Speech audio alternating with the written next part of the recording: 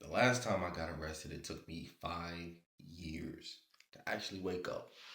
I know a lot of people like to look at the last time that they got arrested, that last traumatic experience, as the wake up call, but I'm a slow learner. So it took me a little longer. It took me 5 years to actually wake up from my wake up call. I had a very traumatic experience in 2020. It was actually my last arrest. I've been arrested 19 times. I got 12 total felonies, and this last arrest actually brought me my last six felonies. So this happened in 2020. I was accused of criminal damage to property, aggravated assault, assault with a deadly weapon, felon in possession of a firearm, and I had multiple counts of all those charges. So the judge, when I signed my plea deal, they said I was facing up to 105 years, which is some imaginary number. It's not real, but that's what I was actually facing, and that experience put me in jail. Like, it was my first suicide attempt. It was me really feeling like my life was over after that last incident because it really it was a lot. Like, I was letting off. I was shooting everything in sight, and I'm through the grace of God, nobody got hurt. Uh, this is kind of hard to talk about, but yeah, I wanted to kill myself at the scene. I didn't. I don't know what happened. I blacked out, but I was shooting at other people. I was shooting in front of houses. I was shooting at things and objects, which is why I got all those assaults and assaults with a deadly weapon. But like I said, nobody was hurt, so it helped me in the long run. And when I actually got arrested, I was very drunk and very high. I had taken like six Mollies, and I had drinking like a half bottle of Tito's, the big one, the big joint. And so I was in there and made some terrible decisions that day. Um, I ended up going to jail for about 2 months until I could get a bond. My bond was $50,000. Parents took care of that. I came home and instantly got back to work. Now, you would think that's your wake up call, right? You have this traumatic thing. This is one out of 19 arrests for me, so I was pretty used to going to jail. But just the wanting to kill myself aspect, wanting to hurt myself, wanting to still hurt other people, that never really left my spirit. And when I came home, I was awakened rudely to people that I trusted that would stab me in the back. I was an entrepreneur, always been an entrepreneur for the past 8 years, and I trusted my business to my DJ and my host. We would do nightlife events, showcases, concerts, parties. We would in that space, and I gave them the keys pretty much to my business. And when I got home, one of them called me, was like, "Welcome home, bro," all of that. The other one, he was upset because he felt like I wasn't paying him right. He had seen how much money was coming in. And normally, all the money will come through me. I'll pay people. He said that I could have been paying him more, but I was paying him exactly the rates that he agreed to. So he felt some type of way. So he was just like, "Yo, you do your thing. I'm gonna do mine." And I thought that's what it was. So uh, I was on house arrest when I came home, and I couldn't go out. And so they kind of used that against me because I couldn't go to the events. They ended up taking the event from me and not putting my name or my brand on anything. I felt like it was all shady and messed up. And then all of the money from the past events when I was arrested was gone.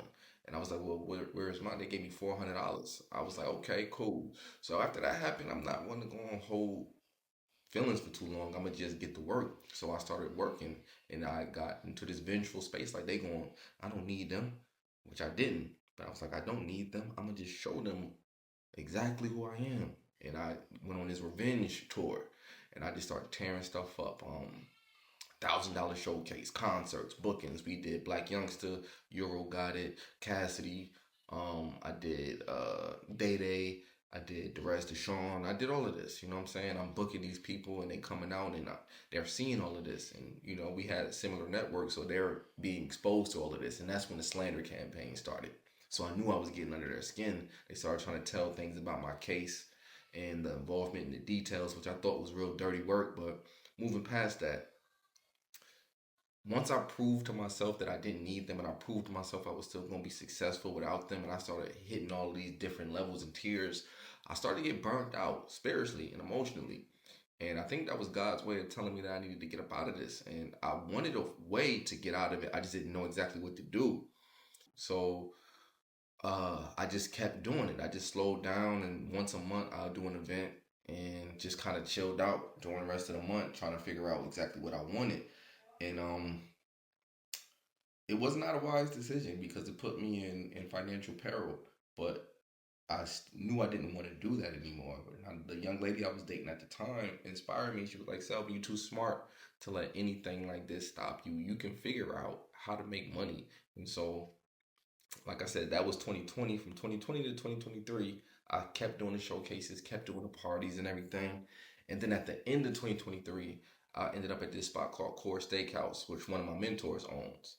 And he wasn't my mentor at the time when I started working there or doing work there. He just owned the spot, and I wanted to do events there, so he let me do events there. We negotiated, everything was smooth. It was pretty good. It was like a up and down thing. I couldn't get it exactly to where I wanted it, and so I went into the back office and talked to him one night. And after that conversation, he saw my vision. He saw exactly where I was at mentally, and he was like, "You know what, Self, I'm going to give you this book, and this book is going to make you a millionaire within a year." And I said, "Oh, give me the book. Give me that book right now." And he gave me the book. I read it in about like 3 to 4 months. I read it a chapter a day. I wanted to internalize everything, and I'm not just like speed reading through everything. So the book did not give me $1 million recipe, but it helped me identify what it is that I want to do in this world, which is help people become more successful by being their true and authentic self. And through that, I became my true and authentic self. And I stopped doing nightlife parties almost immediately. And I started this brand called Manifest the Market. This is the first transition. Now, Manifest the Market was a business development brand, and I wanted to curate networking events. It's the same type of events that I've always done. I'm just attracting a different network, and it worked. We did a business conference, then we did small business expos throughout the rest of the year, and I started speaking at the expos, and I started teaching people what I used as far as sales and advertising strategies, and they really liked that. So I kept doing that, and that ended out the rest of 2024, and here comes the next transition in January of 2025, where I've been doing things and they're working, but the money is not there. And so I know that I know how to make money in entertainment. So that's where my focus went back. And I said, Selvin, I wanted to show people how to make 6 figures in 12 months. And that's all I wanted to do. So my focus was laser, the chosen ones. I birthed it. And the sole purpose was 6 figures in 12 months. But I ran myself into a ground because I scaled it too fast. I didn't let it nurture. I didn't let it develop. I didn't let it grow. I just said, I'm doing this, and this, and this, and this, and this. And because I did that, I ran myself right into the ground. So I stopped. I said, okay, well, we're just going to focus on Atlanta right now. I can make the same type of money if I just do weekly events in Atlanta. So scaling it back, I was like, okay, this is what we're going to do. Events. I ran into the first event. I went back to a spot that I used to promote at back in the day. It was called Sage Lounge. And in that event, it went pretty good, but there were some things that happened during the event where I wanted to get physical with somebody. Honestly, I wanted to rob them, but we don't do that no more. But these spirits and this energy is coming back, and I'm like, well, this is wrong. I don't know what it is. It's something about me and this atmosphere and this space that's causing me to have these thoughts, to causing me to have these desires. So I was like, okay, I'm paying attention to that, but I'm still like, forget it, whatever. I'm gonna still just do it in a different space. I'm not gonna go back there anymore. But some things happened during the weekend. This is all in uh late April, late April 2025, and a series of things. We went to go see the movie Sinners. We went to church. My homeboy called me, told me I should start a Christian based platform. Then I went to church. And I know they seem like random occurrences, but layered, it meant a lot. And it was just like a wake up call at that point. So after I answered the call, I was like, man, I should shut down everything.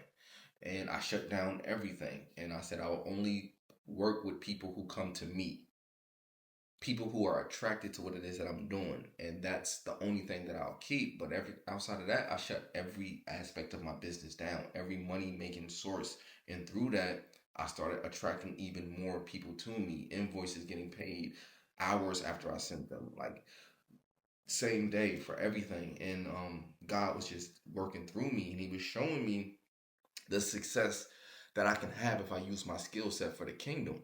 So yeah, I got arrested in 2025, and that was a very traumatic thing for me. But I'm sorry, I got arrested in 2020, and that was a very traumatic thing for me.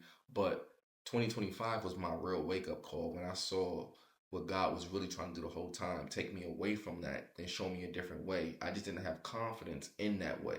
I didn't have enough faith to really trust Him through the process, through the growing pains. And when I let my guard down and really accepted it, I've realized that my skill set was better used for the kingdom all along. I'm a new believer. I'm a new Christian. I'm not a new Christian, but I'm new in my belief and my unwavering faith. And that is the key. That's the real key. The moment that we start realizing that God is in control is the moment that we realize we don't know anything. We can't we can't feel so confident in the work that we do with our hands because or the work that we do period. We have to understand that he's doing everything through us. Yeah, I can go and I can say, look, I want to do a party tomorrow. I need to make $1,000. I used to think that it's like no, not a lot of people can do that. I can say, yo, I want $1,000. I'm gonna do a show and I'm gonna make my money, and I can just pick a day, pick a time, and people gonna go, right? But that's vanity. That's vanity metrics. All of that. The real is saying I'm going to gather 100 people here to actually help them. And in doing that, I can make 10, 20, 30, 40, $50,000. And it's not even about the money. It's about the gathering and the actual service of people. It's not about the money. And the moment that I realized that, like money was just an imaginary number, I started looking at the whole game differently. The moment I realized that God was in control, I started looking at the whole landscape differently. The moment that I realized that I have no say so over what really happens, I can only try to manipulate certain things so that I feel in control, was the moment that I really gave my whole body, spirit, soul, mind, and efforts to the kingdom. Don't be delayed in your wake up call because your wake up call is for your own greatest good. Your wake up call is like, yo, it's time for your mission. I'm 36 right now. The wake up call was supposed to happen when I was 31 years old. I should be 5 years in my mission. But my stubbornness, me being hard headed, delayed everything. And I'm seeing the results of what it means to be a believer. Not just monetarily, but spiritually, my health, the way I feel when I wake up in the morning, the way I feel after prayer, the way I feel after church, the way I feel after reading the Bible, the way I feel after being in the sun. Like all these things. But we just got life twisted, y'all. We got life twisted. We really got life twisted. I love what I do. I love being able to do it for people and bring real tangible results to people. That's the thing. Not just talking stuff, but actually doing stuff, doing the work. My name is Selvin Hicks. I'm a kingdom builder. I'm here to build your kingdom if you let me.